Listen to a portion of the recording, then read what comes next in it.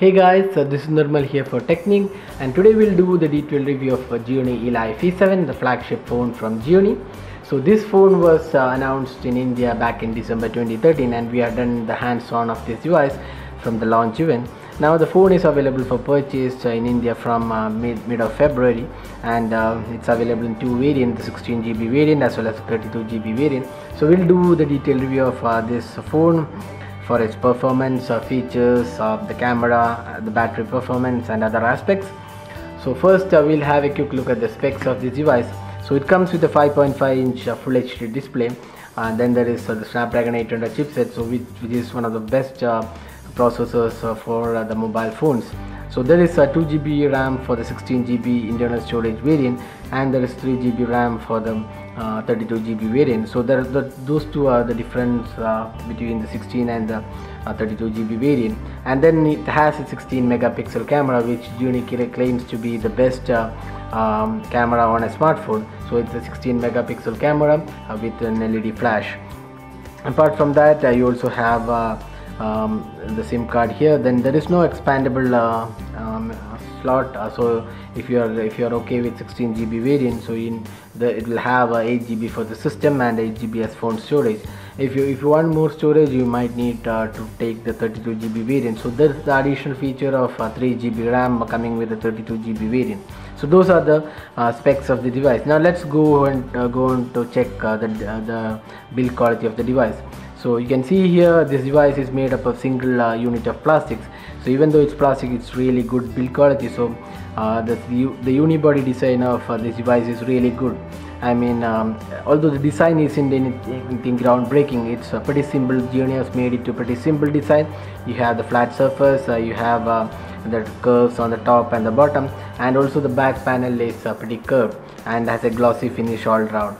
So on the top you have this power button, so which is unconventional for an Android phone. So it's pretty difficult to get used to this power button on the top, but once you have started using for almost a month, you get used to this. Now you also have the 3.5mm jack on the top, and at the bottom you have this micro USB charging slot as well as the dual speakers, and also the speakers for the calls. On the left, on the right, you have the volume keys. Generally you have the power button also in this side, but Gionee has made it to the top. And on the left side you have the SIM card tray. So this is a single SIM phone, so the tray needs to be pulled out using the pin available in the box. So we are already done an unboxing of this device. You can check out the contents of the box. And at the back you have the 16 megapixel camera, and also the LED flash, and also the Gionee branding available here. So overall the build quality is really good. We would say it's an excellent build quality for this device. So the unibody design is really comes good, and you have the 5.5-inch display on the top, and you have the front facing 8 megapixel camera. So that's again pretty impressive specs for a device. So 8 megapixel front facing camera is really hard to find on an Android phone, so that's pretty good. So you can take good photos even from the front camera, and also pretty handy for video calls. Then you have the earpiece speaker, and the 3 capacitive touchscreen buttons here. So you can see here the 3 capacitive touchscreen buttons, so they light up when you touch them. So those are the aspects of design and build quality, and we would say we are really impressed by the quality of this device. So it's really good, and the only problem here is that it's a bit heavy, as well as it's pretty huge. Since it has a 5.5-inch display, it's pretty huge. So if you are not used to handling big phones, you might find it a bit difficult using this with one hand. But the design and the quality of materials is top notch, and we would say this is one of the excellent build quality we find on a smartphone. So that way this is really good. So this device comes with a 5.5-inch Full HD display, the IPS plus LCD display, along with a Gorilla Glass 3 protection. So, and it also has a pixel density of 401, so that's again impressive. So display wise, this phone is really good. The display quality is really good. The colors and the viewing angles are also good. So this 5.5-inch display is really good on this phone, and we don't find too many phones in this price range having this great display. So the viewing angles, as I said before, is really good, and the sunrise readability is also good. So overall the display is one of the best we've seen in this price range. So this is a sub 30k phone, and the display on this device is really good. Now coming on to the OS, this runs Android 4.2.2 Jelly Bean, and it has a custom UI on top of this. So Gionee calls this UI is Amigo UI, the 2.0 version of this UI. So there are certain shortcomings with this UI. One is that there is no support for widgets. So if you are a person who likes widgets on the home screen, so you might be disappointed with the fact that there is no widgets on the home screen. So, and it does not have an app drawer. Instead, the home screen acts as an app drawer. So if you have too many apps, so you might find it difficult to swipe from one end to another. Although it does support folders, so you can see here, this is the folders created by me, the social folder. So you can create folders and group the icons, but lack of widget supports might be an issue for many. So if you don't like this UI, you can install launchers. So there are quite a lot of launchers available, like the Go launcher, A8 launcher, or the Solo launcher. So based on your choice, you can install them. Now coming on to the notification area, you can see that the notification is split into two. One is the notification, then you have the quick settings. So the quick settings has quite a lot of options which is customizable. That's very good feature. Then you can also access the settings from here. So you also have the most commonly used features like the airplane mode, Wi-Fi, data connection, brightness, battery percentage, and you can also customize it from here. So that's pretty handy. So it looks pretty similar to what we have on the LG phones, which is where you can customize this option, and also similar to the Samsung phones. Now if you can have the notification, you can view the notifications from here. Now from the home screen, if you press the home screen, you can see the option to multitask. So you can see here the apps which are running, and you can just swipe it from here to close this. So the multitasking is pretty good on this device. So just press from the home screen and you can activate the multitasking. Now you have the settings option from here, so you can change the desktop wallpaper, system settings, and other desktop options from here. If you go to the settings of this app, so you have the normal set of options, and you also have the common settings. I mean, these are the frequently used settings. You can also have common settings like the old settings like wireless networks, personal settings. Then you have the accounts, the device settings, system settings. So overall it has almost all the features what you have in an Android phone. So you can see here Android version is 4.2.2 Jelly Bean. Now coming on to the apps from Gionee, there are quite a lot of apps. We would say these apps are really good. So one is the phone accelerator app. So what it does is it will clean up the processor, the cache, and the processor which are not being used. So, and it also optimizes the boot. So what it does is it will clean up your phone and then make your phone much more faster. So that's a really good option to have. That's one app. Now if you can see here, there's a power management app. So if your battery percentage is low, you can switch to a power saving mode, so that you will get more battery from the device. There's also traffic assistant. So this will control the data usage on your device. So you can set restriction for each month, and then based on that it will enable or disable the data. So these are some of the apps. You also have this app manager, so you can uninstall app, move the apps to the phone storage, and then set default apps. So these are the options available. Now you can see the dialer on this phone. This is pretty simple dialer. So you can see the options here. So it's pretty simple dialer. So you have the speed dial and the batch delete and the other settings. So few settings are available. And it also has the default contact manager. So you can see contact manager is pretty simple, and it also has groups. You can create groups and also arrange them according to your groups, family, friends, etc. So that option is also there. So the overall the UI is something which not many would like, because it does not have the widget support, and also few other settings like the customization option, the app drawers are missing.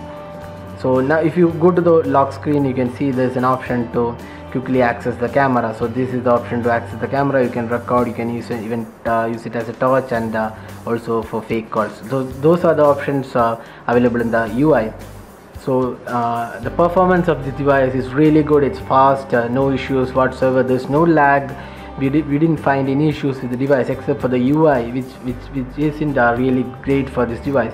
We would have expected a much more better UI on this device. And also the Android version is not latest. It's 4.2.2 Jelly Bean, and we would have expected at least 4.3 or even 4.4 KitKat. So says that they will roll out the update later in June, so we expect some changes to the UI. So those are the aspects of the phone. Now coming on to the gaming performance, this comes with Snapdragon 800 processor, which is known to be the best processor for gaming as well. So we have covered the gaming performance of this device. So we played Temple Run, Subway Surfers, and also Asphalt 8 Airborne. We didn't find any issues with the performance, the graphics rendering, and the speed, and the overall performance of the device was really cool, and there was no lag whatsoever. So that's gaming performance of this device. Now coming on to the call performance, so we have been using this device for more than a month now, and we would say that the call performance is really good, and the performance with the signal as well is really good. One thing we would want this phone to be better is the speaker volume. So even if you're playing a music from this device using the speaker, the volume isn't that great. So ideally we would want better speakers on this device. So by call quality it's really good, and the music performance is pretty average on this device. Now coming on to the camera, so this Gionee claims to be one of the best camera smartphones running Android. So we already tested and found the camera to be really excellent. So you can see here there are quite a lot of options available. You can customize these options. So there is self timer option, there is the capture mode, then there is the default settings like sports mode is there, then you have HDR, panorama, then face detection is there, geotagging is there. So there are quite a lot of options available, and also it can record 1080 videos at 1080p. So the videos are really good quality, and the photos are really excellent. We would say this is one of the best smartphones with camera running Android we have tested. So Gionee's claim is really good, although it does not match up with the 1020, which is in a totally different league. So when we test this phone for the camera, we get the feel of the Lumia 920, which had a really good camera. So this camera is also really good, and you also have the set of options for manual control as well. So overall this phone is really good camera smartphone. Now coming on to the battery performance of this device, so although it does not come with a very high battery capacity, the battery performance we would say is really good.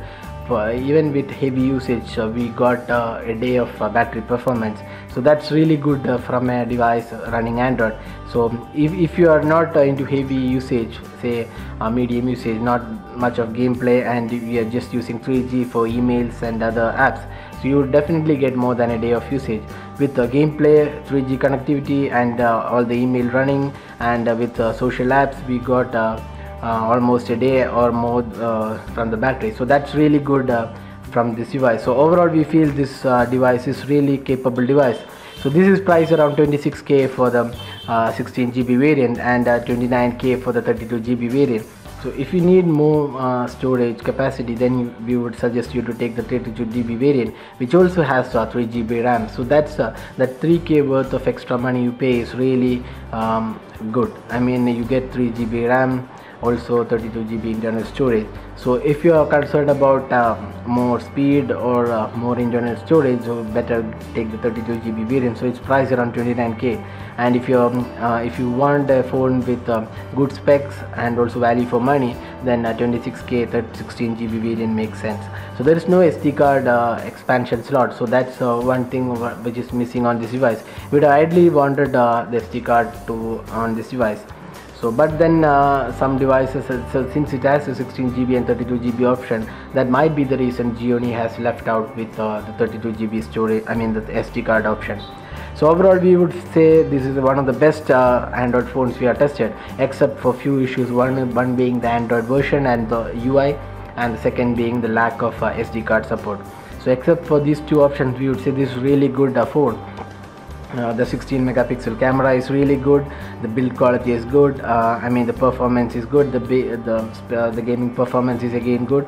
The options available are also good, except for the UI, which isn't that good. I mean there is no widget support, as we already told, and the Android version which is just 4.2.2 Jelly Bean. So going by that features, this is a really good phone to buy. And Gionee's claims that by the end of this year they will be setting up almost 700 service centers, and so you don't have to worry about if this company, I mean the handset, having any issues, because Gionee is expanding the service centers to almost all locations across India. So overall we would say this is a really good device and worth buying for this price. So that's the review of Gionee Elife E7. If you have any specific queries regarding this device, drop a comment and we'll be glad to help you out with your queries.